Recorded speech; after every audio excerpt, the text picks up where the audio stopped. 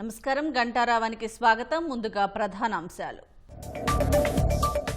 Van truck ఢీకొని 10 మంది దుర్మరణం. ఉత్తరప్రదేశ్లోని లఖింపూర్ ఖేరీలో ప్రమాదం.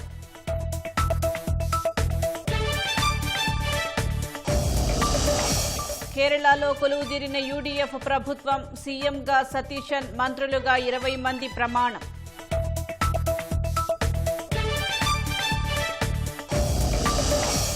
సికిల్ సెల్ ఎనీమియా నిర్ధారణకు ప్రత్యేక వైద్య కేంద్రం. విశాఖ జీజీహెచ్లో ప్రారంభించిన సంధ్యారాణి.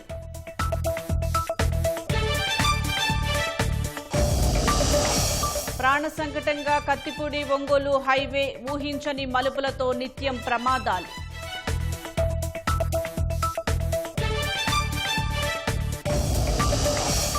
సాసారాం పాట్నా ప్యాసింజర్ రైల్లో అగ్ని ప్రమాదం. ప్లాట్ఫామ్పై నిలిపి ఉంచిన సమయంలో ఘటన.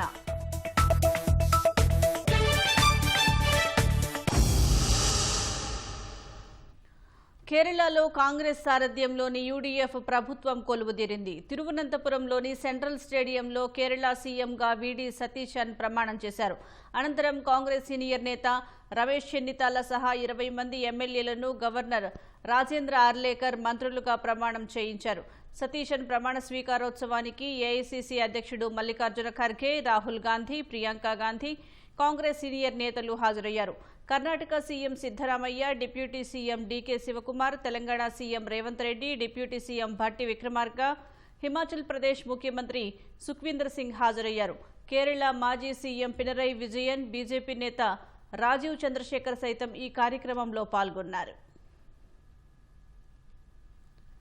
వీడి సతీశన్ తన కేబినెట్ కూర్పును ఇప్పటికే ప్రకటించారు. యూడీఎఫ్ కూటమి పార్టీలతో చర్చల అనంతరం 20 మందికి మంత్రి పదవులను ఖరారు చేసినట్లు తెలిపారు. వారిలో 14 మంది తొలిసారి మంత్రులుగా వ్యవహరిస్తారని చెప్పారు. కొచ్చి సమీప నెట్టూరులో 1964లో వీడి సతీశన్ జన్మించారు. వృత్తిరీత్యా న్యాయవాది. 10 ఏళ్లు కేరళ హైకోర్టులో న్యాయవాదిగా ప్రాక్టీస్ చేశారు. సామాజిక కార్యకర్తగానూ పేరొందారు. కేరళ విద్యార్థి విభాగం కేఎస్యూతో ఆయన రాజకీయ ప్రస్థానం మొదలైంది. 2001 నుంచి పరాబూర్ అసెంబ్లీ నియోజకవర్గానికి ఎమ్మెల్యేగా ప్రాతినిధ్యం వహిస్తున్నారు. గత 5 ఏళ్లుగా కేరళ అసెంబ్లీలో ప్రతిపక్ష నేతగా ఉన్నారు. ప్రతిపక్ష నేతగా పినరయి విజయన్ ప్రభుత్వంపై రాజీలేని పోరాటం చేశారు. కేరళ ముఖ్యమంత్రి పదవికి 3 సీనియర్ నేతలు తీవ్రంగా పోటీ పడినప్పటికీ చివరకు సతీశన్ వైపే కాంగ్రెస్ అధిష్టానం మొగ్గు చూపింది. 10 ఏళ్లుగా కేరళలో అధికారానికి దూరమైన పార్టీని విస్తృత ప్రజాబాహుళ్యం మద్దతుతో గెలిపించడంలో సతీశన్ కీలక పాత్ర పోషించారు. విపక్ష నేతగా సమర్థంగా పనిచేయడంతో పాటు వామపక్షాల ఆధిపత్యానికి గండి కొట్టారు.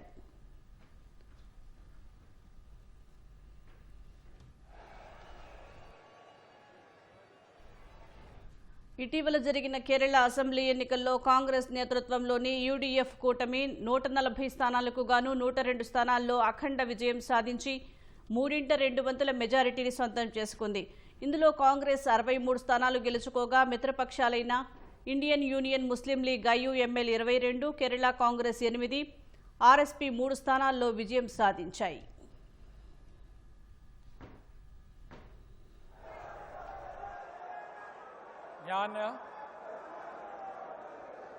വടശ്ശേരി ദാമോദര മേനോൻ സതീശൻ എന്ന ഞാൻ നിയമം വഴി സ്ഥാപിതമായ ഭാരതത്തിൻ്റെ ഭരണഘടനയോട് നിർവ്യാജമായ വിശ്വസ്തതയും കൂറും പുലർത്തുമെന്നും ഞാൻ ഭാരതത്തിൻ്റെ പരമാധികാരവും അഖണ്ഡതയും നിലനിർത്തുമെന്നും ഞാൻ കേരള സംസ്ഥാനത്തെ മുഖ്യമന്ത്രി എന്ന നിലയിലുള്ള എൻ്റെ കർത്തവ്യങ്ങൾ വിശ്വസ്തയോടും മനസാക്ഷിയെ മുൻനിർത്തിയും നിർവഹിക്കുമെന്നും ഭരണഘടനയും നിയമവും അനുസരിച്ച് ഭീതിയോ പക്ഷപാതമോ പ്രീതിയോ വിദ്വേഷമോ കൂടാതെ എല്ലാ തരത്തിലുള്ള ജനങ്ങൾക്കും നീതി ചെയ്യുമെന്നും ദൈവത്തിൻ്റെ നാമത്തിൽ സത്യം ചെയ്യും.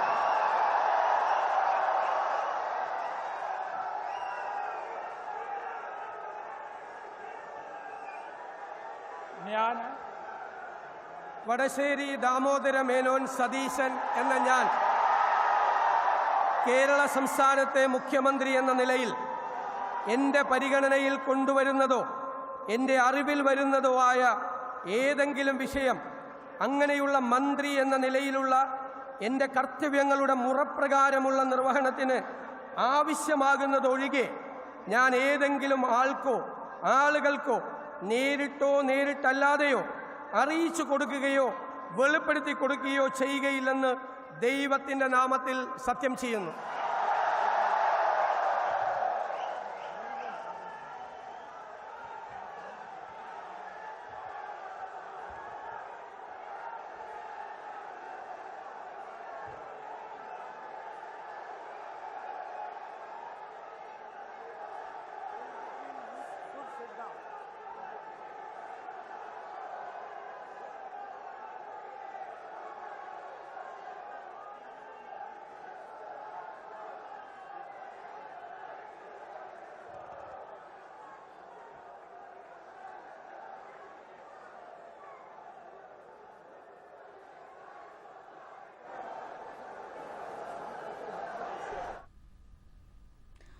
ఉత్తరప్రదేశ్లోని లఖింపూర్ ఖేరీలో ఓ వ్యాన్ ట్రక్కు ఢీకొని 10 మంది ప్రాణాలు కోల్పోయారు. లఖింపూర్ సిసయ్య జాతీయ రహదారిపై ఈ ప్రమాదం చోటు చేసుకుంది. ఈ ఘటనలో వ్యాన్ నుజ్జునుజ్జు కాగా శిథిలాల మధ్య చిక్కుకున్న మృతదేహాలను పోలీసులు, స్థానికులు అతి కష్టం మీద వెలికితీశారు. ఈ ప్రమాదంలో 9 మంది అక్కడికక్కడే ప్రాణాలు కోల్పోగా మరో వ్యక్తి ఆసుపత్రిలో చికిత్స పొందుతూ మృతి చెందాడు. ఈ ఘటనపై పోలీసులు కేసు నమోదు చేసి దర్యాప్తు చేస్తున్నారు.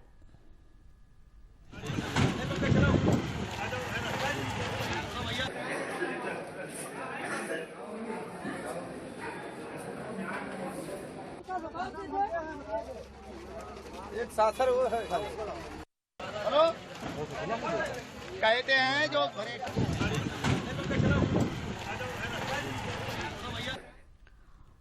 ఉత్తరప్రదేశ్లోని అమేఠీ జిల్లాలో ఘోర ప్రమాదం తప్పింది. ప్రయాణికులతో వెళ్తున్న ఓ బస్సులో మంటలు చెలరేగగా డ్రైవర్, కండక్టర్ సమయస్ఫూర్తితో 35 మంది ప్రయాణికులు సురక్షితంగా బయటపడ్డారు. ప్రయాగ్రాజ్ ఫైసాబాద్ జాతీయ రహదారిలో దుర్గాపూర్ మార్కెట్ సమీపంలోకి బస్సు రాగానే ఇంజన్ నుంచి పొగలు వచ్చాయి. ఇది గమనించిన డ్రైవర్ వెంటనే బస్సును రోడ్డు పక్కనే ఆపేశాడు. కండక్టర్ సాయంతో ప్రయాణికులందరినీ వేగంగా బస్సులోంచి కిందకు దించేశాడు. కాసేపటికే బస్సు పూర్తిగా మంటల్లో కాలిపోయింది.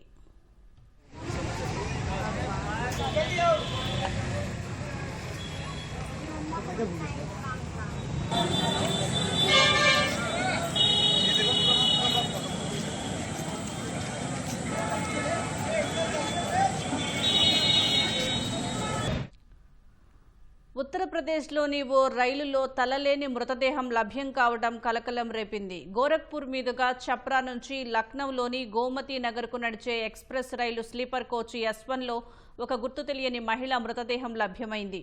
దుండగులు ఆమెను అత్యంత కిరాతకంగా చంపి శరీర భాగాలను ముక్కలు ముక్కలుగా నరికి ఒక పెట్టెలో, బ్యాగ్లో కుక్కి రైల్లో వదిలేశారు.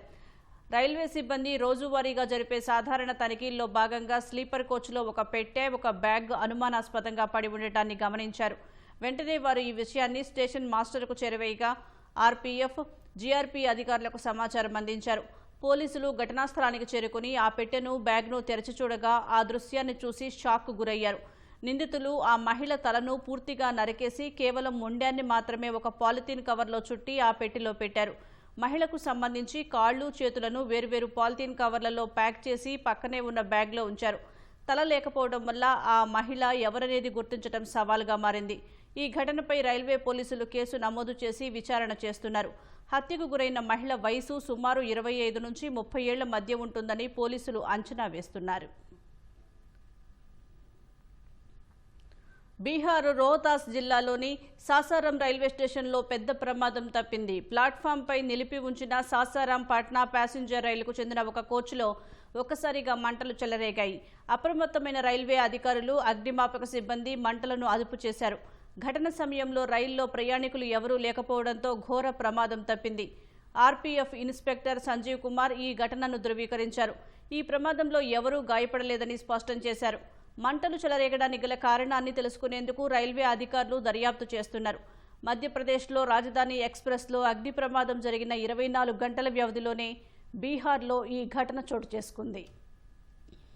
कोई ड्राइवर अभी तक नहीं आ पा रहा है, जिससे कि बोगी को कम से कम कट किया जा सके, ये स्थिति है। అమెరికా వెస్ట్రన్ ఇదాహోలోని మౌంటైన్ హోమ్ ఎయిర్ ఫోర్స్ బేస్లో ఆదివారం నిర్వహించిన ఎయిర్ షోలో ప్రమాదం చోటు చేసుకుంది. ఆకాశంలో విన్యాసాలు చేస్తూ 2 యుఎస్ నేవీ యుద్ధ విమానాలు ఒకదానికొకటి బలంగా ఢీకొన్నాయి. విమానాల్లోని 4 సిబ్బంది పారాచూట్లతో కిందకు దూకటంతో ప్రాణాపాయం తప్పింది. వాషింగ్టన్లోని విడ్బీ ఐలాండ్కు చెందిన 2 EA-18G గ్రోలర్ యుద్ధ విమానాలు ఈ ప్రమాదానికి గురయ్యాయి. విమానాలు ఢీకొన్న తర్వాత గాల్లోనే ఒకదానికొకటి చిక్కుకుపోయి కిందకు పడిపోవడం వల్ల అందులోని సిబ్బందికి తగిన సమయం దొరికింది. విమానాల శకలాలు కింద పడేలోపే పైలట్లు సిబ్బంది సీట్ల నుంచి ఎజెక్ట్ అయ్యారు. ఆకాశంలో 4 పారాచూట్లు విచ్చుకోగా కింద పడిన యుద్ధ విమానాలు ఒక్కసారిగా పేలిపోయాయి. 4 సిబ్బంది సురక్షితంగా ఉన్నారని, ప్రస్తుతం వారి ఆరోగ్యం స్థిరంగా ఉందని సైనిక అధికారులు వెల్లడించారు. ఎయిర్ బేస్లో ఉన్న ప్రేక్షకులకు గానీ ఇతరులకు గానీ ఎలాంటి గాయాలు కాలేదని తెలిపారు. ఈ ప్రమాదం జరిగిన వెంటనే ఎయిర్ షో కార్యక్రమాలను పూర్తిగా రద్దు చేశారు. ఈ ఘటనపై యుఎస్ నేవీ ఉన్నత స్థాయి దర్యాప్తునకు ఆదేశించింది.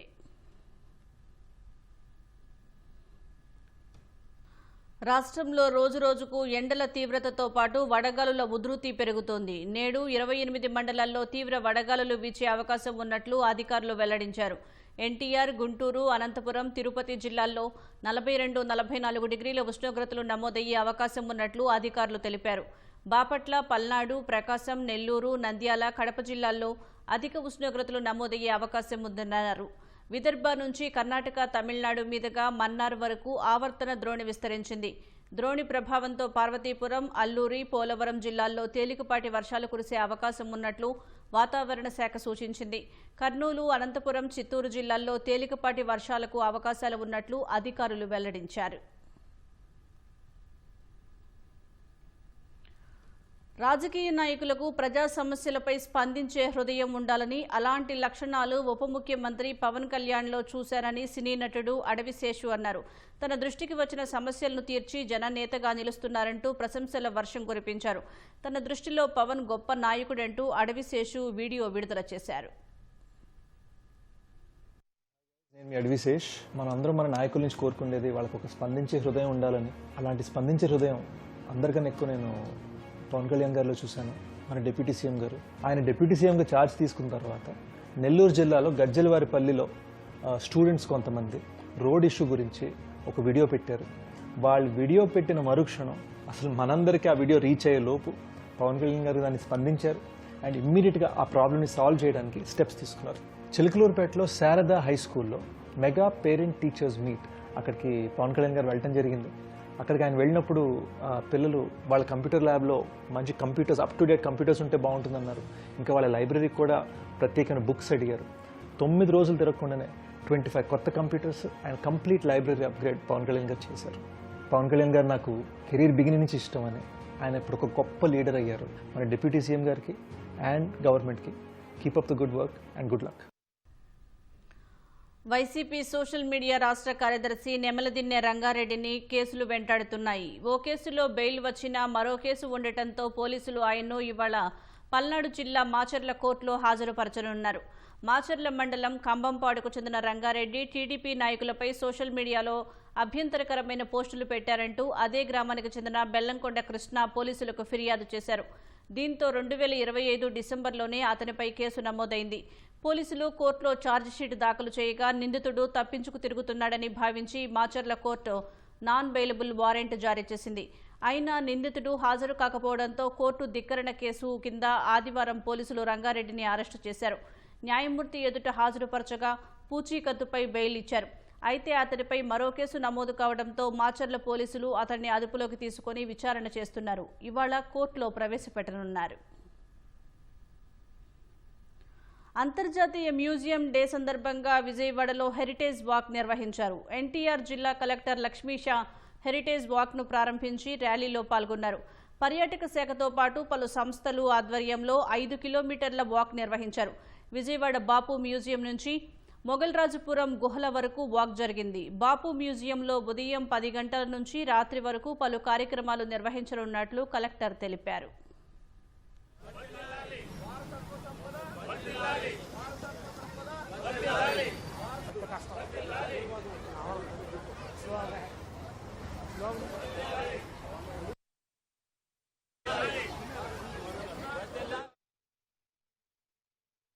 విజయవాడ మున్సిపాలిటీ స్టేడియంలో ఈవినింగ్ మ్యూజిక్ లైవ్ కన్సర్టు, డప్పు కళాకారుల ప్రదర్శన, అలాగే లైవ్ బ్యాండ్ ఇవన్నీ ఉంటాయి. ఇది ఒక రోజు full power packed world museum day సెలబ్రేషన్లో భాగంగా ఎన్టీఆర్ జిల్లాలో government of Andhra Pradesh tourism department, NTR జిల్లా యంత్రాంగము, ఆర్కియాలజీ డిపార్ట్మెంటు, అట్లాగే కల్చర్ అండ్ క్రియేటివ్ కార్పొరేషన్ ఆధ్వర్యంలో స్టేట్స్ మీడియా సహకారంతో ఈ కార్యక్రమం చేయడం జరుగుతుంది. ముఖ్యంగా యంగ్ జనరేషన్స్కి, ఫ్యూచర్ నెక్స్ట్ ఈ జెన్జీ జనరేషన్ ఏమన్నారో మీరు హిస్టరీ, కల్చర్ అండ్ మ్యూజియంస్ గురించి తెలుసుకోవాల్సింది చాలా ఉంది ఈ కార్యక్రమంలో. కాబట్టి ప్రతి ఒక్కరు దీంట్లో ఇన్వాల్వ్ అవ్వండి. దీనికి ముందుకు వస్తున్న ఆల్ ఆర్గనైజేషన్స్, ఇంటాక్ కావచ్చు, జిజ్ఞాస కావచ్చు, అలాగే ఎన్జిఓస్ కావచ్చు, స్పిరిటెడ్ ఇండివిజువల్స్ కావచ్చు, విజయవాడ వాసులు చాలామంది ముందుకు వస్తున్నారు. ప్రతి ఒక్కరు ఈ కార్యక్రమంలో సహృదయంగా పాల్గొనండి. ప్రధాని సీఎం సూచనలు మేరకు పర్యావరణ పరిరక్షణ, ఇంధన పొదుపులో ప్రతి ఒక్కరూ భాగస్వాములు కావాలని ఎమ్మెల్యే కాగిత కృష్ణప్రసాద్ అన్నారు. వారంలో ఒకరోజు ప్రజాప్రతినిధులు సైకిల్ను వినియోగించాలన్న సీఎం సూచనలను ఎమ్మెల్యే కృష్ణప్రసాద్ ఆచరణలో పెట్టారు. కృష్ణా జిల్లా పెడనలోని పలు గ్రామాల్లో కార్యకర్తలు అనుచరులతో కలిసి సుమారు 50 కిలోమీటర్లు సైకిల్పై ప్రయాణించారు. అనంతరం వివిధ అభివృద్ధి కార్యక్రమాల్లో ఆయన పాల్గొన్నారు. సామాన్య ప్రజలు కూడా సాధ్యమైనంత వరకు సమీప ప్రయాణాలకు సైకిల్ లేదా నడకను అలవాటు చేసుకోవాలని ఎమ్మెల్యే సూచించారు.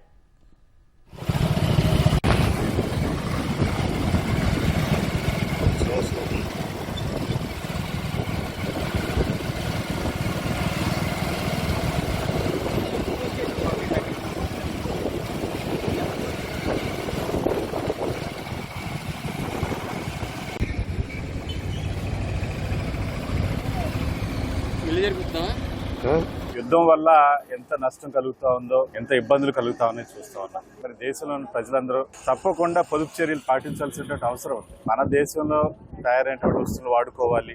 అదే విధంగా విదేశాల నుంచి దిగుమతులు తగ్గించుకుని మన దేశాన్ని అభివృద్ధిలోకి తీసుకెళ్లాలన్న లక్ష్యంతో ప్రతి ఒక్కరికి కూడా ఆదేశాలు ఇవ్వడం జరిగింది. అందులో భాగంగానే కూటమి నాయకులందరూ మరి ఎలక్ట్రిక్ వాహనాలు, అలాగే సైకిల్ మీద ప్రయాణం చేసి పొదుపు చర్యల భాగంగా కార్యక్రమాలు చేస్తా ఉన్నాం. ప్రధానమంత్రి, ముఖ్యమంత్రి గారి యొక్క స్ఫూర్తిని తీసుకుని రోజున ప్రజలందరూ కూడా ముందుకెళ్లాలని చెప్పి, దేశాన్ని అభివృద్ధి చెందేటువంటి లక్ష్యంతో ప్రతి ఒక్కరూ కూడా భాగస్వాములు కావాలని చెప్పేసి మీ అందరినీ కూడా కోరుకుంటా ఉన్నాం. సామాజిక సమస్యలను ప్రతిబింబించడంలో నాటికలు ప్రధాన పాత్ర పోషిస్తాయని అనపర్తి ఎమ్మెల్యే నల్లమిల్లి రామకృష్ణారెడ్డి అన్నారు. తూర్పుగోదావరి జిల్లా అనపర్తి మండలం రామవరంలో 4 రోజుల పాటు నిర్వహించిన 37వ జాతీయ స్థాయి సాంఘిక నాటికల పోటీలు ఆదివారం రాత్రి ముగిశాయి. అనపర్తి ఎమ్మెల్యే నల్లమిల్లి రామకృష్ణారెడ్డి అధ్యక్షతన ముగింపు వేడుకల్లో రాష్ట్ర బాలల హక్కుల పరిరక్షణ కమిషన్ చైర్మన్ సూర్యనారాయణరాజు ముఖ్య అతిథిగా పాల్గొన్నారు. స్వాతంత్ర్య ఉద్యమ కాలం నుంచి సమాజంలో విప్లవాత్మక మార్పులు తీసుకురావడానికి నాటక రంగం ఎంతో దోహదపడిందని ఆయన అన్నారు. సీరియల్స్ అయినా, సినిమాలైనా వారికి కట్టు టేకు ఉంటాయి. ఇక్కడ ఏమీ లేకుండా ఆ ప్రదర్శన జరిగిన 45 నిమిషాలు గాని, గంట సేపు గాని సజీవంగా ప్రదర్శన చూపిస్తారు. మనం అటువంటి వాటిని ఆదరించాలి. సమాజంలో పరివర్తన కోసం వారు కృషి చేస్తున్న కళాకారులకి మనం చేయూతనివ్వాలని వారికి సవినయంగా ఆంధ్రప్రదేశ్ ప్రజానీకానికి విజ్ఞప్తి చేసుకుంటూ, ఈ పరిషత్తులు మాత్రమే ఈ నాటికలను ప్రోత్సహించడం జరుగుతూ ఉంది. నాటికలు అంటే ప్రభావవంతం చేసి స్వతంత్ర ఉద్యమంలో కానీ, అలాగ మన దేశంలో అనేక సంఘటనల్లో ఈ నాటిక రంగం ప్రభావం ఎక్కువగా కనిపించింది. రాను రాను అది తగ్గుతూ వస్తుంది. మళ్ళీ ఈ సమాజంలో ఒక మార్పు తీసుకురావటం కోసం, అలాగే సామాజిక పరివర్తన తీసుకురావటం కోసం రాబోయే రోజుల్లో నాటికల్ని ఆదరించాలని మన ఆంధ్ర రాష్ట్ర ప్రజలను కూడా కోరుతూ, ఈ అవకాశం ఇచ్చిన మన స్థానిక శాసనసభ్యులు పెద్దలు నల్లమిల్లి రామకృష్ణారెడ్డి గారికి ధన్యవాదాలు తెలియజేస్తూ ఉన్నాను. అల్లూరు జిల్లా పాడేరులో శ్రీ మోదకొండమ్మ మహోత్సవాలు మొదటి రోజు ఘనంగా జరిగాయి. భారీ సంఖ్యలో భక్తులు అమ్మవారిని దర్శించుకున్నారు. వివిధ వేషధారణలతో కళాకారులు సందడి చేశారు. బాజా భజంత్రీలు, డప్పు వాయిద్యాలతో పాడేరు సమీప ప్రాంతాలు మార్మోగాయి. సుమారు 3 కిలోమీటర్ల మేర వేసిన విద్యుత్ దీపకాంతులు ఆకట్టుకున్నాయి. గిరిజన కార్నివాల్లో అధికారులు కళాకారులతో కలిసి నృత్యాలు చేశారు.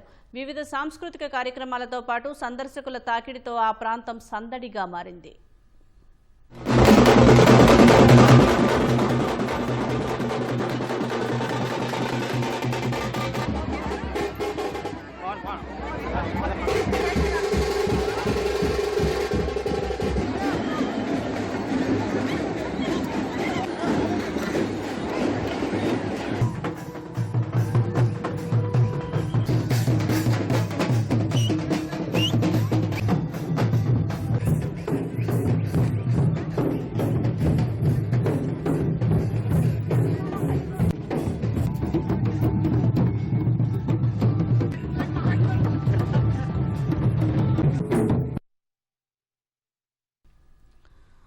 తెలంగాణలోని జయశంకర్ భూపాలపల్లి జిల్లా రేగొండలో ప్రకృతి అందాలను మరింత రెట్టింపు చేస్తూ 2 గంటల పాటు కొంగలు సందడి చేశాయి.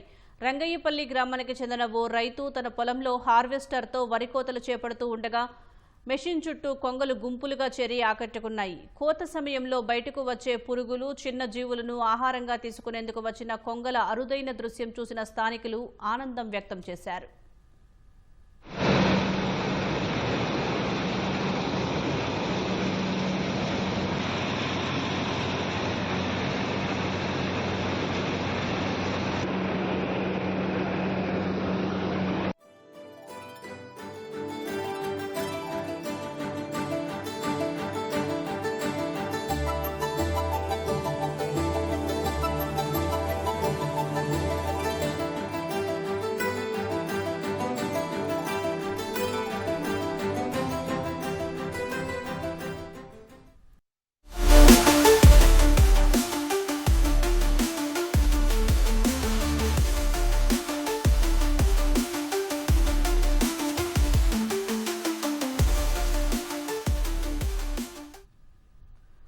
పొడవైన తీరం రాష్ట్రానికి వరం, కానీ ఈ తీరం వెంట ఉన్న రహదారి మాత్రం నరకం చూపిస్తోంది. ఊహించని మలుపులు, ఇరుకైన ప్రాంతాలు, రద్దీ కూడళ్ల మధ్య మృత్యువు మాటు వేసి పరీక్ష పెడుతోంది. తీర ప్రాంత జిల్లాలకు జీవనాడిలా ఉండాల్సిన జాతీయ రహదారి సగటున ప్రతి 4 కిలోమీటర్లకు ఓ మలుపుతో జీవితాలను ఆవిరి చేస్తోంది. కాకినాడ జిల్లా కత్తిపూడి నుంచి ఒంగోలు వరకు 390 కిలోమీటర్ల పొడవైన జాతీయ రహదారిపై ప్రయాణమంటేనే ప్రాణ సంకటంగా మారింది. గ్రామీణ రహదారికి ఎక్కువ, R&Bకి తక్కువనేలా ఉండే ఈ జాతీయ రహదారిపై ఎక్కడా బైపాస్లు కనిపించవు. అండర్ పాస్ల ఊసే లేదు. 2 వరుసలే ఉన్న ఈ హైవేపై ఎక్కడ పడితే అక్కడ రహదారిపై వాహనాలు నిలిపేస్తున్నారు. మిగిలిన ఆ కాస్త దారిలోనే ప్రయాణిస్తూ వాహనదారులు ప్రమాదాల బారిన పడుతున్నారు. 25 ఏళ్ల క్రితం సామాన్య ప్రజలు ఉద్యమించి సాధించుకున్న NH-216 ప్రస్తుత దుస్థితి ఈనాడు ఈటీవీ బృందం క్షేత్రస్థాయి పరిశీలనలో కళ్లకి కట్టినట్లు కనిపించింది. NH-216 రాష్ట్రంలోని కోస్తా తీరం వెంట సాగే జాతీయ రహదారి ఇది. కాకినాడ జిల్లా కత్తిపూడి వద్ద ప్రారంభమై కోనసీమ, పశ్చిమ గోదావరి, కృష్ణా, బాపట్ల జిల్లాల మీదుగా సాగే ప్రకాశం జిల్లా ఒంగోలు సమీపంలోని త్రోవగుంట వద్ద NH-16లో కలుస్తుంది. ఆయా జిల్లాల పరిధిలో వ్యవసాయ, ఆక్వా, పౌల్ట్రీ ఉత్పత్తుల ఎగుమతుల రవాణాకు ఈ హైవేనే కీలకం. ఎక్కువ కాలం నిల్వ ఉండని సరుకును తీసుకెళ్లే వాహనాలు ప్రయాణించే వేగం ఎక్కువే. దీనికి తగ్గట్లు జాతీయ రహదారి ఉండాలి. కానీ కత్తిపూడి, ఒంగోలు జాతీయ రహదారి మాత్రం మలుపులు, వంపులు, కుచించుకుపోయిన రోడ్లు, రద్దీ అయిన కూడళ్లు, జనావాసాల మధ్య దాదాపు 390 కిలోమీటర్ల మార్గం ముప్పతిప్పలు పెడుతోంది.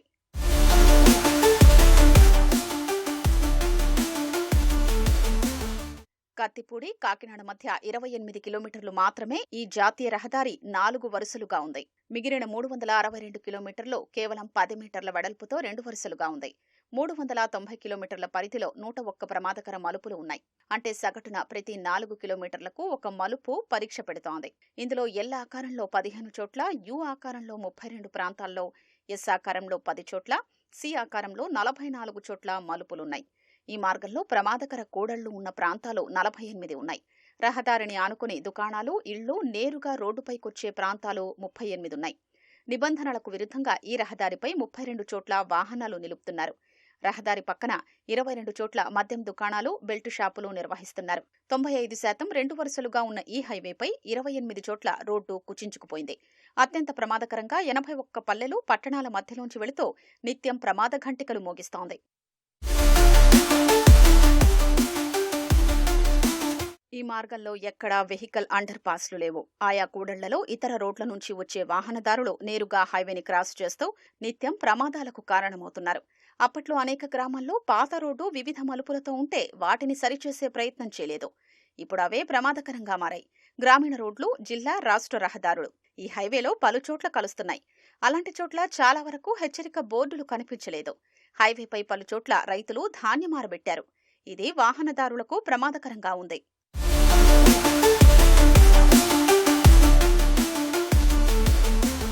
NH-216లో పెడన వద్ద వాహనదారులకు రైల్వే గేటు కష్టాలు తప్పటం లేదు. రైల్వే గేటు పడితే హైవేపై 15 నిమిషాలు వాహనదారులు వేచి చూడాల్సిన పరిస్థితి. ఇక్కడ రైల్వే వంతెన నిర్మించే టెండరు టాటా, సిబ్మోస్ట్ సంస్థలు దక్కించుకున్నాయి. గత వైసీపీ ప్రభుత్వ హయాంలో వంతెన నిర్మాణానికి సిద్ధమైతే అక్కడి ఓ ప్రజాప్రతినిధి పెద్ద ఎత్తున కమిషన్ అడిగారనే ఆరోపణలు ఉన్నాయి.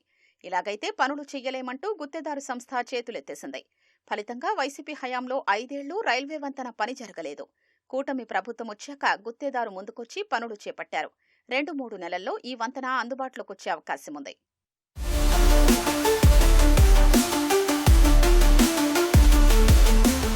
కత్తిపూడి, చించినాడ మధ్య అధిక సంఖ్యలో మలుపులున్నా వాటిని సూచించే బోర్డులు చాలా చోట్ల లేవు. సుంకటరేవు, బాపనపల్లి, పి. మల్లవరం, పటవల, రామన్నపాలెం, చొల్లంగిపేట ప్రాంతాల్లో మలుపుల వద్ద ప్రమాదాలు జరిగి గత 5 నెలల్లో 9 మంది మరణించారు. హైవేపై వాహనాల వేగాన్ని నియంత్రించేందుకు కొన్ని కూడళ్ల వద్ద ఇరువైపులా డ్రమ్ములు ఏర్పాటు చేస్తున్నారు. అతివేగంతో వెళ్లే వాహనదారులు వాటిని ఢీకొట్టి వెళ్లిపోతున్నారు.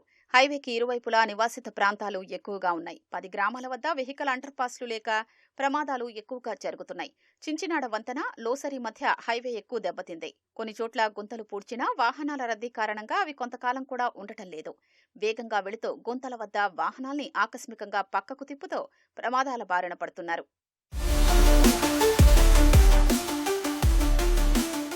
గ్రామాల్ని హైవేకి అనుసంధానించే రహదారులు 2 నుంచి 3 అడుగుల దిగువగా ఉన్నాయి.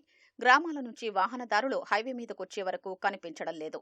ఆయా చోట్ల ఇది ప్రమాదాలకు కారణమవుతోంది.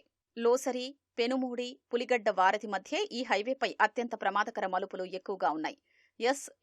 ఎల్ ఆకారంలో ఉన్న మలుపుల వద్ద అధికంగా ప్రమాదాలు చోటు చేసుకుంటున్నాయి. 81 గ్రామాల మీదుగా వెళ్లే ఈ హైవేపై 36 గ్రామాల పరిధిలో రోడ్డును ఆనుకునే దుకాణాలు, ఇళ్లు ఎక్కువగా ఉన్నాయి. ఈ 36 గ్రామాల పరిధిలోనే హైవేపైకి వాహనాలు నేరుగా దూసుకొస్తున్నాయి. ప్రమాదాలకు కారణమవుతున్నాయి.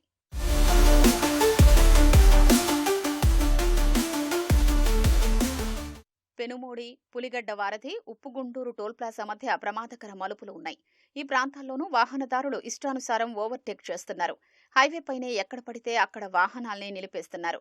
ఉప్పుగుండూరు టోల్ ప్లాజా, ఒంగోలు మండలంలోని త్రోవగుంట మధ్య పలుచోట్ల రహదారి దెబ్బతింది. నిర్వహణ అధ్వాన్నంగా ఉంది. మద్దిరాలపాడు ఊరిలోకి వెళ్లే కూడలి, చదలవాడ, నీలాయపాలెం కూడలి, ఉప్పుగుండూరు బైపాస్ కూడళ్లు ప్రమాదకరంగా ఉన్నాయి. నాగులుప్పలపాడు మండలం చదలవాడ వద్ద హైవేని ఆనుకుని ఉన్న రామన్న చెరువు కట్ట వర్షాకాలంలో తరచూ కొట్టుకుపోతూ రహదారిని ముంచెత్తుతోంది. ఈ హైవే కోల్కతా, చెన్నై హైవే త్రోవగుంట వద్ద కలిసే చోట వంతెన నిర్మించకుండా కేవలం సర్వీస్ రోడ్డుతో అనుసంధానం చేసి వదిలేశారు.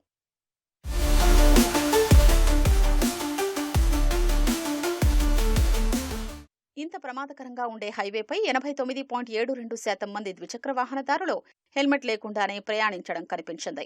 హైవే పెట్రోలింగ్, పోలీసుల తనిఖీలు ఎక్కడా మచ్చుకైనా లేవు. ఎక్కడ పడితే అక్కడ గ్రామాల మధ్య పశువులు అటూ ఇటూ తిరుగుతూ కనిపించాయి. ఈ హైవేని తక్షణం విస్తరించాల్సిన అవసరం ఉందని తీర ప్రాంత జిల్లాల ప్రజలు కోరుతున్నారు. దీన్ని 6 లేదా 4 వరుసలుగా విస్తరించేందుకు సాధ్యాసాధ్యాల అధ్యయనం, డిపిఆర్ తయారీకి కేంద్ర రహదారి రవాణా, జాతీయ రహదారుల మంత్రిత్వ శాఖ టెండర్లు ఆహ్వానించింది. కత్తిపూడి, కాకినాడ మధ్య ఉన్న 4 వరుసల్ని 6 వరుసలుగాను, మిగిలిన 362 కిలోమీటర్లు 4 వరుసలుగా విస్తరించడానికి డిపిఆర్ సిద్ధం చేయనున్నారు. ఇందులో హైవేకి ఆనుకుని జనావాసాలు పెరిగిన చోట బైపాస్లు నిర్మించాలి. కనీసం 10 చోట్ల బైపాస్లు అవసరం. గ్రామాల్లో ఎల్ ఆకారంలో మలుపులున్న చోట్ల రీఅలైన్మెంట్ చేసి హైవే స్ట్రేట్ గా ఉండేలా చూడాల్సిన అవసరం ఉంది. ప్రమాదకర కూడళ్లలో తప్పనిసరిగా వంతెనలు నిర్మించాలని, హైవే మీదకు పశువులు రాకుండా ఇరువైపులా పూర్తి స్థాయిలో రైలింగ్ ఉండేలా చూడాలని స్థానికులు కోరుతున్నారు. ముఖ్యం విద్యార్థులు, ఉద్యోగస్తులు, రోజువారీ పనికెళ్లే వాళ్ళకి బెడం దగ్గర రైల్వే గేట్ చాలా ఇబ్బంది పడుతుంది. దీని కరోనా 22 నుంచి ఫ్లైఓవర్ అవటకుండా మామూలుగా అశ్రద్ధ చేస్తున్నారు. దీని మీద అధికారులు దీన్ని తొందరగా పూర్తి చేయాల్సిందిగా పెడన నియోజకవర్గ ప్రజలు తరఫున కోరుతున్నారు. ఈ పెడన దగ్గర ఫ్లైఓవర్ పనులు పూర్తి అవ్వడం వల్ల చాలామంది ఇబ్బంది పడుతున్నారు. రాత్రిపూట ఈ ఇంటర్జంక్షన్ కింద ప్రాంతంలో వెళ్ళేటప్పుడు వెహికల్స్ లెఫ్ట్ సైడ్ నుంచి రావడం వల్ల కూడా మనం ఎటు వెళ్తున్నాం కూడా అర్థం కావట్లేదు. స్ట్రీట్ లైట్స్ లేకపోవడం వల్ల చాలా యాక్సిడెంట్స్ జరుగుతున్నాయి. తొందరగా ఇది పూర్తి చేస్తే చాలా బాగుంటుంది. గత 2.5 సంవత్సరాల నుంచి ఇది వర్క్ జరుగుతుందా, ఆపుతున్నారా, లేదంటే పెండింగ్లో అలా ఉండిపోయి కొంచెం వర్క్ నడుస్తుంది కానీ కంప్లీట్ అయితే అవ్వట్లేదు. తొందరగా పూర్తి చేస్తే జనాలకి కొంచెం మంచి జరుగుతుంది. రెడీ అయిపోతే కొంచెం మాకు చాలా ఈజీగా ఉంటుందండి. వచ్చే రాను కూడా ఆయన చుట్టూ తిప్పుకొని రావాలంటే చాలా సమస్య ఉంది. రైల్వే గేట్ పడ్డప్పుడు ఆ ప్రభుత్వం తొందరగా చొరవ తీసుకొని ఆ గేట్ కూడా పూర్తి చేస్తే తర్వాత మేము పైనుంచి ఫ్లైఓవర్ నుంచి రాను కూడా కొంచెం ఈజీగా ఉంటుంది. చెన్నై నుంచి కానీ పక్క రాష్ట్రాల నుంచి కానీ మన రాష్ట్రంలోకి గూడ్స్ ట్రాన్స్పోర్టేషన్ విషయంలో కానీ లేదంటే ప్రజలు ఒక ప్లేస్ నుంచి ఒక ప్లేస్లోకి వెళ్ళడానికి కానీ ఎంతగానో ఉపయోగపడుతుంది. కానీ ఏదైనా రైల్వే గేట్ పడినప్పుడు ఎంతో ఇబ్బందికి గురవుతున్నారు ప్రజలు, అసహనానికి గురవుతున్నారు. అలాగే ఏదైనా సమయానికి అందుకోలేక 20 నిమిషాలు అరగంట సేపు రైల్వే గేటు పడడం వల్ల ఇబ్బంది అవుతుంది. కాబట్టి ఈ రైల్వే గేటు యొక్క పని తొందరగా పూర్తి చేసి ప్రజలకు అందుబాటులో తీసుకురావాలని కోరుచున్నాం. రాష్ట్రంలో పాత తప్పిదాలే కొత్త ప్రాజెక్టులకు అడ్డుగోడగా మారుతున్నాయి. 2122 కోట్ల విలువైన రహదారులు, వంతెనల పనులకు జిల్లా ప్యాకేజీలుగా టెండర్లకు పిలిచారు. జిల్లా ప్యాకేజీ ద్వారా పనులు సకాలంలో కావని గత అనుభవాలు చెబుతున్నా మళ్లీ అదే బాటలో నడవడం విమర్శలకు తావిస్తోంది. రాష్ట్రంలో గ్రామీణ రహదారులు, వంతెనల నిర్మాణంలో చేసిన తప్పిదాలే ఇంజనీర్లు మళ్లీ చేస్తున్నారు. శాస్కి పథకంలో గ్రామీణ రహదారుల పటిష్టత ప్రాజెక్టు కింద 2122.97 కోట్లతో చేపట్టనున్న రోడ్లు, వంతెనల పనులకు సంబంధించిన టెండర్లే ఇందుకు నిదర్శనం. 26 జిల్లాల్లో 1388 రోడ్లు, 4 వంతెనల పనులకు జిల్లా ప్యాకేజీల కింద పంచాయతీరాజ్ ఇంజనీరింగ్ విభాగం టెండర్లు ఆహ్వానించింది. రాష్ట్రాలకు మూలధన పెట్టుబడికి ప్రత్యేక సాయం కింద కేంద్ర ప్రభుత్వం అందించిన నిధులతో గ్రామీణ రహదారుల అభివృద్ధికి పంచాయతీరాజ్ ఇంజనీరింగ్ విభాగం తాజాగా టెండర్లు పిలిచింది. ఒక్కో జిల్లాకు కేటాయించిన మొత్తం పనుల్ని ఒక ప్యాకేజీ కింద టెండర్లు ఆహ్వానించడం విమర్శలకు దారితీస్తోంది. పంచాయతీరాజ్ R&B ఆధ్వర్యంలో Asian infrastructure investment bank, new development bank సాయంతో 6 ఏళ్ల క్రితం చేపట్టిన రహదారుల పనులు ఇప్పటికీ పూర్తి కాలేదు. జిల్లా ప్యాకేజీల కింద వీటికి టెండర్లు పిలవడమే కారణమన్నది ఇంజనీర్లకు తెలియని విషయం కాదు.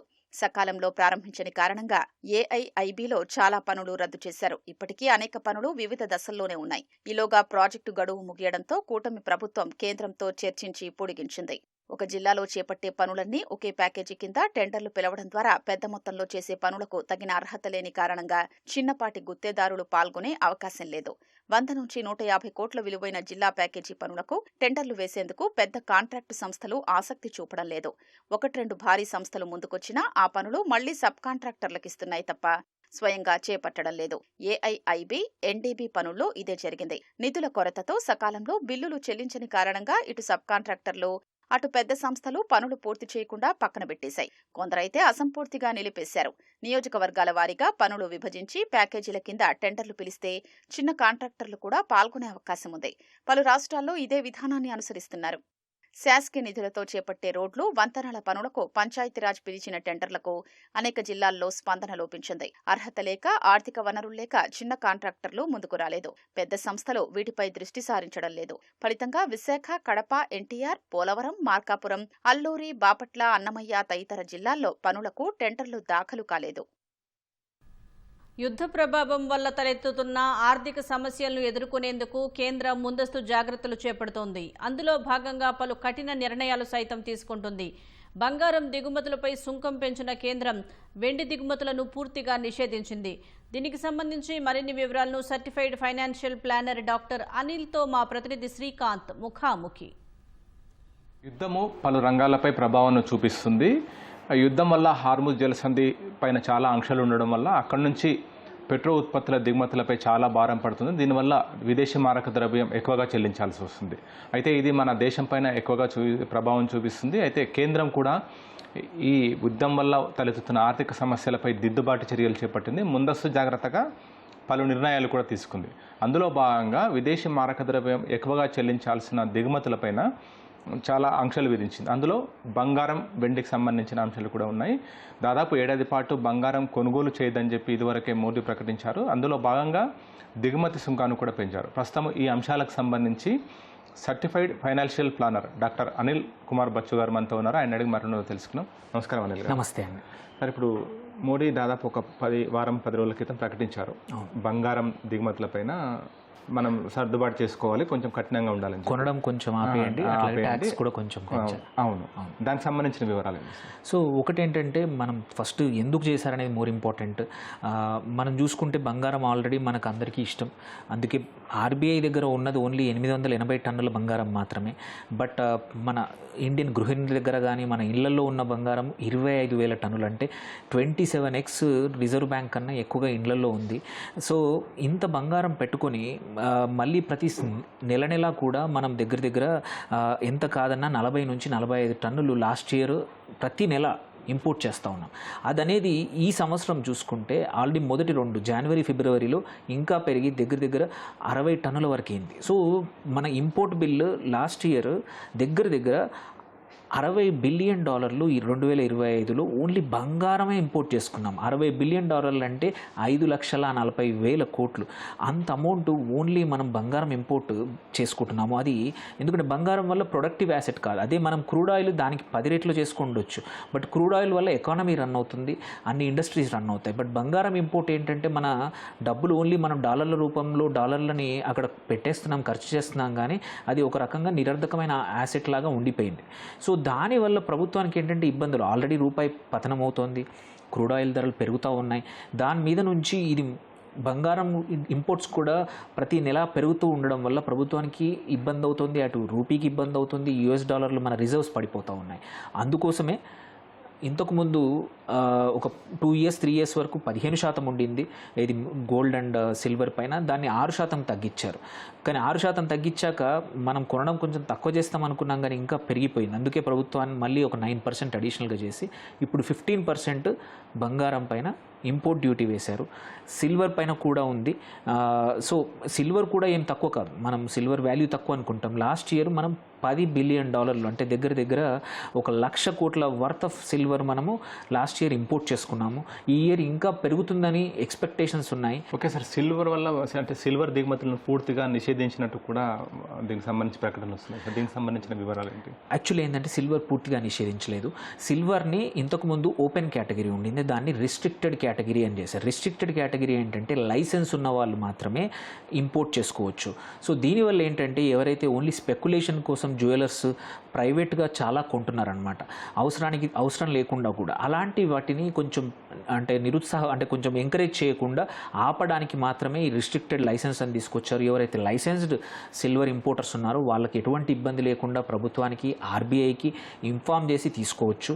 అండ్ ఇక్కడ మేజర్ కన్సర్న్ ఏమొస్తుందంటే మనం సిల్వర్ వచ్చేసి ఇండస్ట్రియల్ మెటల్, అటు ఈవీస్ కానీ బ్యాటరీ మ్యానుఫ్యాక్చరర్స్ కానీ సెమీకండక్టర్ యూనిట్స్ కానీ చాలా వాటికి కూడా అవసరం. కాబట్టి వాళ్ళకి ఎటువంటి ఇబ్బంది లేకుండా ఎస్సీజెడ్లు ఈ ఎక్స్పోర్ట్ ఓరియంటెడ్ యూనిట్స్ ఏవైతే ఉన్నాయో వాటికైతే సిల్వర్ టన్నుల కొద్ది అవసరం వస్తుంది, వాటికి ఎటువంటి ఇబ్బంది లేకుండా ఇంపోర్ట్ చేసుకోవడానికి ప్రభుత్వం లైసెన్స్ ఇస్తూ ఉంది. ఫిజికల్ సిల్వర్ అనేది కొంచెం అవైలబిలిటీ తగ్గుతుంది, ప్రైస్ డిఫరెన్సెస్ ఇది ఇంటర్నేషనల్ మార్కెట్కి మనకు ఆల్రెడీ కొంచెం తేడా ఉంటుంది, ఎందుకంటే ట్యాక్సేషన్ వల్ల. ఇప్పుడు అడిషనల్ ట్యాక్సేషన్ ప్లస్ ఈ డిమాండ్ సప్లై స్క్వీజ్ అవుతుందో దానివల్ల అటు వేరే కంట్రీలో ఉన్న మార్కెట్స్కి మన దగ్గర ఉన్న సిల్వర్కి కానీ బంగారానికి కానీ ప్రైస్ డిఫరెన్స్ కొంచెం పెరగచ్చు. దాంతోపాటు కొంచెం బ్లాక్ మార్కెటింగ్ కూడా పెరగచ్చు. సో అదర్వైజ్ ఈ సప్లై ఇష్యూ వల్ల మాత్రం సిల్వర్లో కొంచెం ఎక్కువగా ఇబ్బంది రావచ్చు, స్పెక్యులేషన్ ఎక్కువగా పెరగచ్చు. బట్ స్పెక్యులేషన్కి గురి కావద్దు అనేది మాత్రం చాలా చూసాము. 4 లక్షల అదే ఇప్పటికే బంగారం వెండి ధరలు విపరీతంగా పెరిగిపోయాయి. అవును, వెండి అయితే ఏకంగా అంటే ఒక సంవత్సరం వ్యవధిలో 2 నుంచి 3 రెట్ల వరకు కూడా పెరిగినట్టుంది. 2025 జనవరిలో దాదాపు 1,00,000 లోపు ఉన్నది, అంటే 90,000 అంతా ఉన్నది. ఇప్పుడు 2,70,000 అంటే 3 రెట్ల పైగా పెరిగింది. ఇప్పుడు ఇంకా ఎక్కువ పెరిగింది, లాస్ట్ ఫ్యూ డేస్లో ఇంకా పెరిగింది. సో కాకపోతే ఏంటంటే మనం చూసాము లాస్ట్ టైం కూడా 2 లక్షలు 3 లక్షల మంది చాలా కొన్నారు. అది 4 లక్షల వరకు వెళ్ళింది, బట్ ఫ్యూ డేస్ వెళ్ళింది, January 31st January 29th ఈ సంవత్సరము. బట్ తర్వాత మళ్ళీ 2,50,000 కూడా పడిపోయింది.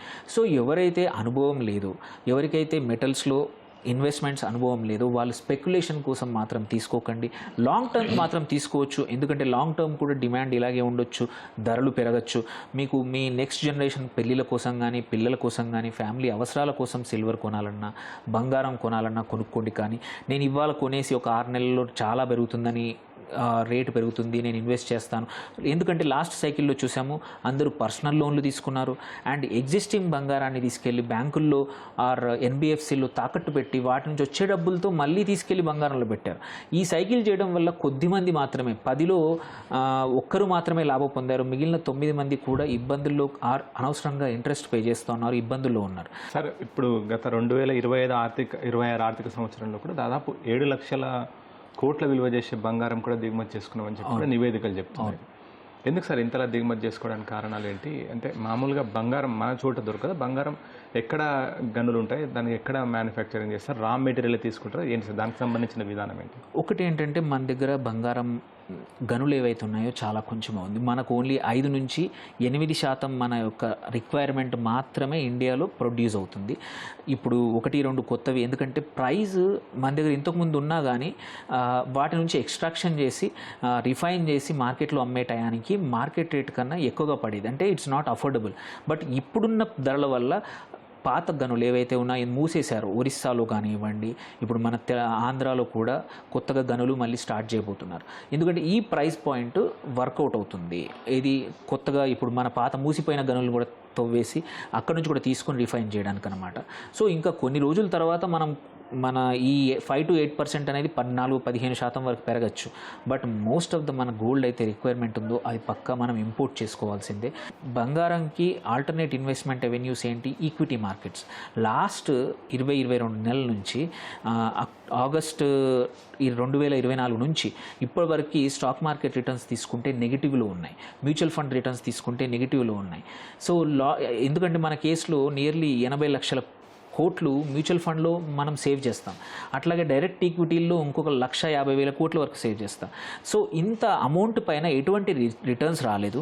బట్ సేమ్ టైంలో బంగారము నియర్లీ 150%, సిల్వరు 200% వరకు రిటర్న్స్ ఇచ్చాయి. సో ఏమైంది, అటు ఆల్టర్నేట్గా అటు ఈక్విటీ పనిచేయకపోయేసరికి అందరూ మెటల్స్ వైపు వచ్చి మనం ఎక్కువగా స్పెక్యులేషన్ కోసం కానీ ఇన్వెస్ట్మెంట్ కోసం కానీ గోల్డ్ ఇంపోర్ట్ చేసుకుంటున్నారు. ఈటీఎఫ్ రూపంలో కానీ ఫండ్ ఆఫ్ ఫండ్స్ కానీ డైరెక్ట్గా ఫిజికల్గా కూడా కొనుక్కొని పెడుతున్నారు. ఇది ఇంతకుముందు అక్కడ రిటర్న్స్ వచ్చి ఉంటే దీనికి తక్కువగా ఉండేది. సార్ సాధారణంగా డాలర్ బలహీనపడ్డప్పుడు కూడా కేంద్ర బ్యాంకులన్నీ కూడా ఆయా దేశాల సెంట్రల్ బ్యాంక్స్ అన్నీ కూడా ఎక్కువగా బంగారు కొనుగోలు చేసాయి. ఆ సందర్భంలో కూడా విపరీతంగా బంగారు టన్నుల కొద్దీ కొనుగోలు, మన ఆర్బీఐ కూడా కొనుగోలు చేశాయి. ఎందుకు సార్ అలాంటి పరిస్థితులు ఎందుకు కేంద్ర బ్యాంకులు ఆ విధంగా నిర్ణయం తీసుకుంటాయి? యాక్చువల్లీ ఏంటంటే లాస్ట్ 3 సంవత్సరాల నుంచి కొంచెం స్పెషల్ సర్కమ్స్టాన్సెస్ ప్రపంచంలో ఉన్నాయి. ఏంటంటే ఈ ట్రంప్ వచ్చాక అమెరికన్ డాలర్ని నమ్మే పరిస్థితి పోయింది. మనం చూసాము మల్టిపుల్ యుద్ధాలు వచ్చినప్పుడు ఏంటంటే అమెరికా నచ్చితే US డాలర్ రిజర్వ్స్ అన్నింటినీ కూడా బ్లాక్ చేస్తూ ఉంది. అంటే మన సొంత డబ్బుల్ని మనము వాడుకోవడానికి, ఇప్పుడు సపోజ్ మనం రేపు పాకిస్తాన్తో యుద్ధంకి వెళ్ళినప్పుడు అనుకోండి, మన డబ్బులు లండన్లోనే ఉన్నాయో లేకపోతే అమెరికన్ బ్యాంకుల్లో ఉంటే భారత ప్రభుత్వం డబ్బులు, వాటిని బ్లాక్ చేస్తే మన అవసరానికి ఉపయోగపడని డాలర్లు ఎలా ఇబ్బంది అవుతుందో రష్యా అలాగే ఇబ్బంది పడింది. నియర్లీ $200 బిలియన్ రష్యా యాసెట్స్ అన్ని ఫ్రీజ్ చేశారు. సో దానివల్ల రష్యన్ ఎకానమీ దెబ్బతింది. యుద్ధానికి ప్రిపేర్ అయ్యి అటు ఉక్రెయిన్ యుద్ధం ఇంకా నడుస్తూ ఉంది, ఎందుకంటే డిసిసివ్గా డబ్బులు లేకపోవడం వల్ల. ఇలాంటి పరిస్థితి మా దేశానికి కూడా రేపేమైనా మాకు ఇబ్బంది వచ్చినప్పుడు మనకు అమెరికా మన డబ్బుల్ని బ్లాక్ చేస్తే ఎలా? అందుకే US డాలర్ల బదులు బంగారం కానీ వేరే యాసెట్స్, వేరే కరెన్సీ డైవర్సిఫై చేసుకోవడం. మనకు చూసుకుంటే దగ్గర $700 బిలియన్ మన ఫారెన్ ఎక్స్చేంజ్ ఉంది. అందులో ఇంతకుముందు గోల్డ్ది ఓన్లీ 12-13% మాత్రమే మన గోల్డ్ రిజర్వ్స్ ఉండే. వాటిని ఏం చేసింది ఆర్బీఐ, ఇలా కాదని ఇప్పుడు 18-20% తీసుకెళ్ళింది. అట్లా మనం ఒక్కరమే కాదు, ప్రపంచవ్యాప్తంగా మీరు పోలాండ్ తీసుకున్న, చాలా కంట్రీస్, రష్యా తీసుకున్న, ప్రతి ఒక్కరు కూడా సెంట్రల్ బ్యాంక్స్ ఏవైతే రిజర్వ్ బ్యాంక్స్ ఉన్నాయో డాలర్ నుంచి కొంచెం డైవర్సిఫై చేస్తూ బంగారం వైపు మళ్ళిస్తే ఏంటంటే రేపు ఏదైనా ఇబ్బంది వచ్చినా కానీ బంగారం ఓపెన్ మార్కెట్లో అమ్ముకొని, అది కూడా చూసాం. ఈ యుద్ధం తర్వాత కొన్ని దేశాలకి లిక్విడిటీ సమస్య వచ్చినప్పుడు అటు రష్యా, టర్కీ, ఈవెన్ UAE లాంటి గల్ఫ్ దేశాలు కూడా, ఎందుకంటే ఎక్స్టెండెడ్ పీరియడ్ ఆయిల్ ఎక్స్పోర్ట్ ఆగిపోవడం వల్ల వాళ్ళ రెగ్యులర్ అవసరాల కోసం వాళ్ళ దగ్గర ఉన్న బంగారాన్ని ఓపెన్ మార్కెట్లో అమ్మితే కొన్ని రోజులు చూసాం. యుద్ధం స్టార్ట్ అయ్యాక ఒక 4-5% బంగారం పడిపోయింది. రీజన్ ఏంటంటే టన్నుల కొద్ది బంగారం ఓపెన్ మార్కెట్లో రిజర్వ్ బ్యాంక్స్ అమ్మాయి. బట్ ఒకసారి యుద్ధం ఆగిపోతే మాత్రం మళ్ళీ మన ఆర్బీఐ, ప్రపంచవ్యాప్తంగా అన్ని రిజర్వ్ బ్యాంక్స్ కూడా బంగారాన్ని మళ్ళీ ఎక్కువగా కొనే అవకాశం ఉంది. సార్ అత్యధికంగా ప్రపంచ దేశాలతో పోలిస్తే ఎవరి దగ్గర ఎక్కువగా బంగారు నిల్వలు ఉన్నాయి సార్? ఏ దేశం వద్ద ఎక్కువగా బంగారు నిల్వలు ఉన్నాయి? మన దేశం పరిస్థితి ఏంది, మన ఆర్బీఐ దగ్గర ఎంత బంగారు నిల్వలు ఉన్నాయి, గృహిణులతో మీరు ఎందాక అన్నారు దాదాపు గృహిణులతో పోలిస్తే అంటే ఆర్బీఐ దగ్గర ఉన్న బంగారం కంటే ఎక్కువగా కూడా అంత ఎక్కువగా ఉందంటున్నారు. అది అంటే మోడీ ఇచ్చిన పిలుపు మేరకు అది కూడా కన్జంప్షన్లోకి తెస్తే బాగుంటుంది అనేది. ఎందుకంటే ఒకటి ఇంట్లో పెడితే అంటే ధర పెరుగుతుంది, నా వద్ద ఉన్న బంగారం ధర పెరుగుతుంది కానీ సర్క్యులేషన్లోకి రావట్లేదు, జస్ట్ అదే విధంగా ఉంటుంది. దీనికి కేంద్రం తీసుకుంటున్న చర్యలు ఏమైనా ఉపయోగపడే అవకాశం ఉంటుంది? సో ఒకటి మీరు అడిగిన దాని ప్రకారం చూస్తే మాత్రం ఫస్ట్ అమెరికా దగ్గర ఎక్కువగా మ్యాక్సిమం రిజర్వ్స్ ఉన్నాయి, సెకండ్ రష్యా, తర్వాత థర్డ్ మనము, తర్వాతే చైనా, జర్మనీ అన్ని వాటిల్లో ఉన్నాయి. సో మన దగ్గర ఉన్నది కూడా తీసుకుంటే మేము చెప్పినట్టు ఓన్లీ 860 టన్నులు మాత్రమే ఆర్బీఐ దగ్గర ఉంది. అందులో కూడా 630 టన్నులు మాత్రం ఇండియాలో ఉంది. ఇండియాలో 2-3 చోట్ల నాగపూర్లో కానీ 3-4 చోట్ల స్టోరేజ్ ఉందో అక్కడ నాగపూర్లో కొన్ని చోట్ల మాత్రమే మనం స్టోరేజ్ చేశాము. మిగిలినది మాత్రం లండన్లోని BISలో కానీ వేరే చోట మన ఆర్బీఐ రిజర్వ్ చేసి పెట్టింది. సో అలాంటప్పుడు ఏంటంటే గోయింగ్ ఫార్వర్డ్ ఈ సంవత్సరం కూడా చాలా మటుకు బయట నుంచి తీసుకొచ్చేసాము. ఇండియన్ బంగారం నిల్వలు ఆర్బీఐ తీసుకొచ్చింది. ఎందుకంటే సేమ్ నేను చెప్పినట్టు అమెరికా ఎప్పుడు లాగేసుకుంటుందో తెలియదు, ఎప్పుడు ఫ్రీజ్ చేస్తుందో తెలియదు, అందుకే మన అన్సర్టనిటీ పోవాలంటే మన బంగారం, మన యాసెట్స్ మన దగ్గరే ఉండాలి. అదే జరుగుతూ ఉంది. అట్లీస్ట్ ఇంపోర్ట్స్ ఆగిపోతే మాత్రం మనకి ఇబ్బంది లేకుండా బాగా ఉండే అవకాశం ఉంది. కాబట్టి ఇంపోర్ట్స్ తక్కువ చేసే అవకాశాన్ని మాత్రమే చేస్తారు. కానీ ఇట్లా ఉన్న సర్క్యులేషన్లోకి మళ్ళీ స్టోరేజ్ హౌస్ హోల్డ్స్ దగ్గర ఉన్న బంగారాన్ని తీసుకొని మళ్ళీ వాడడం మాత్రం చేయరండి. సార్ ప్రస్తుతము బంగారం పైన సుంకం పెంచారు, అంతేకాకుండా వెండి పైన బాగా రిస్ట్రిక్షన్స్ పెట్టారు. దీనివల్ల ఈ రంగంపై ఆధారపడి ఎంతోమంది ఉంటారు కదా సార్, అంటే దాదాపు కోట్ల మంది. ఎందుకంటే గోల్డ్ స్మిత్ కానీ లేదంటే దానికి సంబంధించిన వ్యాపారం నిర్వహించే వాళ్ళు కానీ, ఎందుకంటే కొనుగోలు చేయడం, అమ్మకాలు చేయడం, ఆ విధంగా ఎంతో ఉంటుంది. దానికి సంబంధించిన ఆ రంగం ఏ విధంగా ఒకవేళ ఇబ్బందులు ఎదుర్కొనే అవకాశం ఉంటుందా? ప్రత్యామ్నాయం ఏం ఆలోచిస్తారు? మల్టిపుల్ రంగాలు ఉన్నాయి. ఒకటి బులియన్ ట్రేడర్స్ డైరెక్ట్ ఇంపాక్ట్ అవుతారు, బంగారం వర్తకులు వాళ్ళ దగ్గర పనిచేసేవాళ్ళు. దాంతోపాటు బంగారం కార్మికులు చూసుకుంటే అక్రాస్ దగ్గర 1 కోటి మంది ఇండియా మొత్తం ఈ ఇండస్ట్రీలో ఆర్గనైజ్డ్ ఉన్నారు. సో వాళ్ళందరికీ కూడా కొంచెం పని తగ్గే అవకాశం ఉంది. But at the same time ఇది ఇంపోర్ట్ బదులు ఇప్పుడు ఉన్న బంగారాన్ని రీసైకిల్ చేయడం, ఎవరైతే బ్యాంకుల్లో పెట్టుకున్నారో ఒట్టి బంగారం రూపాయలు పెట్టుకున్నారో వాళ్ళు రేటు పెరిగితే ఓపెన్ మార్కెట్లో అమ్మితే ఏంటంటే అట్లీస్ట్ $US కన్జంప్షన్ కాదు, లోకల్ సర్క్యులర్ ఎకానమీ పెరుగుతుంది, డిమాండ్ కొంచెం తగ్గొచ్చు. ఏంటంటే కాకపోతే ఒకటి ఇబ్బంది అయ్యేది మాత్రం ఎక్స్పోర్ట్ ఓరియంటెడ్. మనం ఇండియా డైమండ్ జ్యువెలరీ, గోల్డ్ జ్యువెలరీకి ఎక్స్పోర్ట్స్ చాలా పెద్ద అమౌంట్ ఉంటాయి. వాటి ఇండస్ట్రీస్కి మాత్రం కొంచెం ఇబ్బంది రావచ్చు. అండ్ అదర్వైజ్ ఇదంతా కూడా టెంపరీ. మనం ఇవంతా గోల్డ్ రిస్ట్రిక్షన్స్ కానీ ఇవన్నీ కూడా ప్రభుత్వం 3 నుంచి 6 నెలల వరకు ఉంచి ఒక్కసారి కొంచెం పరిస్థితులు ఇంప్రూవ్ అయ్యి క్రూడ్ ఆయిల్ ప్రైజెస్ మళ్ళీ $60 నుంచి $70 మధ్యలో వస్తే స్లోగా అన్నీ తగ్గిస్తుంది. ఎందుకంటే మన ఎకానమీ ఇప్పుడు చాలా పెద్దగా అయిపోయింది సైజ్. సో మనము ఎక్కువ రోజులు ఇలాంటి రిస్ట్రిక్షన్స్ పెట్టాల్సిన అవసరం లేదు. సో ఓపెన్ మార్కెట్ అయిపోయింది. సో కాకపోతే ఏంటంటే ఈ టెంపరీగా యుద్ధం అన్సర్టెనిటీ మనం అనుకున్నాం ఏంటంటే 15 రోజుల నుంచి 1 మంత్లో ఇరాన్ అమెరికా మధ్యలో యుద్ధం ఆగిపోతుంది అనుకున్నాం. బట్ ఏంటంటే ఇరాన్ని తక్కువ అంచనా వేశారు. ఇరాన్ యుద్ధాన్ని 2 నెలల వరకు లాగింది. సో ఇప్పుడు యుద్ధం ఇంకొక 1 మంత్ వరకు కంటిన్యూ అవకాశం ఉంది, 1.5 మంత్ వరకు. అందుకోసమే ఈ సన్నద్ధం మనం సన్నద్ధం అవడానికి మాత్రమే ప్రభుత్వం తీసుకున్న చర్యలు తప్పించి ఇది లాంగ్ టర్మ్ ఇబ్బందులు మాత్రం ఎటువంటి లేవండి. Okay sir, thank you sir. Thank you అండి. ప్రస్తుతం యుద్ధం అమెరికా అనుకున్న దానికంటే ఎక్కువ కాలం కొనసాగుతుండడం వల్లనే ప్రపంచవ్యాప్తంగా ఇలాంటి సమస్యలు తలెత్తాయి. అన్ని దేశాలు కూడా, కేవలం భారతే కాకుండా ఇతర ప్రపంచ దేశాలు కూడా చాలా ఆర్థికంగా కూడా ఇబ్బందులు ఎదుర్కొంటున్నాయి. అందులో భాగంగానే ముందస్తు జాగ్రత్తగా కేంద్రం దిగుమతికి సంబంధించి విదేశీ మార్గదర్శనం చెల్లింపులో జాగ్రత్తలు తీసుకుంటుందని చెప్పి కూడా డాక్టర్ అనిల్ చెప్తున్నారు. ఈ యుద్ధం పరిస్థితి సర్దుమణిగితే అన్ని యథావిధిగా సర్దుబాటు అయితే బంగారం, వెండి విషయంలోనూ కూడా అదే చోటు చేసుకుంటుందని కూడా చెప్తున్నారు. కెమెరా పర్సన్ సూర్యతో శ్రీకాంత్, ఈటీవీ న్యూస్, హైదరాబాద్. గిరిజనుల సంరక్షణ, సంక్షేమమే ధ్యేయంగా కూటమి ప్రభుత్వం ముందుకు వెళ్తోందని మంత్రి సంధ్యారాణి తెలిపారు. సికిల్ సెల్ అనీమియా బాధితులకు అండగా విశాఖ KGHలో centre of competence for haemoglobinopathy సెంటర్ను కూటమి నేతలతో కలిసి మంత్రి ప్రారంభించారు. సికిల్ సెల్ ఎనీమియా నిర్మూలన మిషన్ 2027లో భాగంగా కేంద్ర ప్రభుత్వ సహకారంతో 3,77,00,000తో వైద్య కేంద్రాన్ని ఏర్పాటు చేసినట్లు వెల్లడించారు.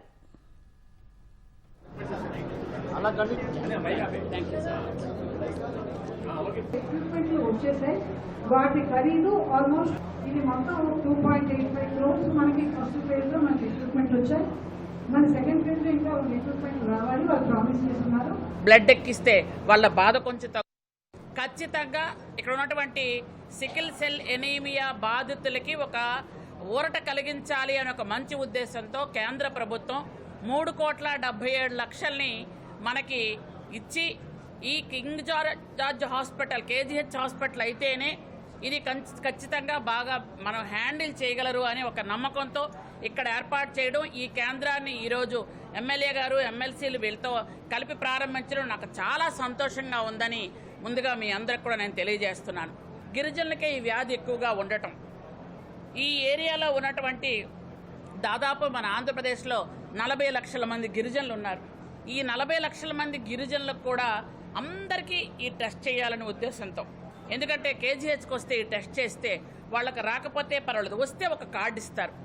ఆ కార్డు పట్టుకొని వాళ్ళు వస్తే వాళ్ళకి మందులు ఇవ్వటం కానీ, లేదా రేపు పెళ్ళిళ్ళ సమయంలో కూడా ఈ వ్యాధి ఉంది అని అవతల వాళ్ళకి చెప్పడానికి, లేదా ఈ వ్యాధి ఉన్న వాళ్ళు వ్యాధి ఉన్న వాళ్ళతో మ్యారేజ్ చేయటం, లేదనుకుంటే మీకు ఇప్పుడు ఇంతకు ముందే చెప్పారు సూపరింటెండెంట్ గారు, యాక్చువల్గా జస్ట్ న్యూ బోర్న్ బేబీస్ ఎవరైతే ఉంటారో 24 గంటల తర్వాత వాళ్ళకి బ్లడ్ టెస్ట్ చేయటం అనేది మన సౌత్ ఇండియాలో ఎక్కడ లేదు. ఫస్ట్ మనమే ఇక్కడ తీసుకొచ్చి పెట్టాం.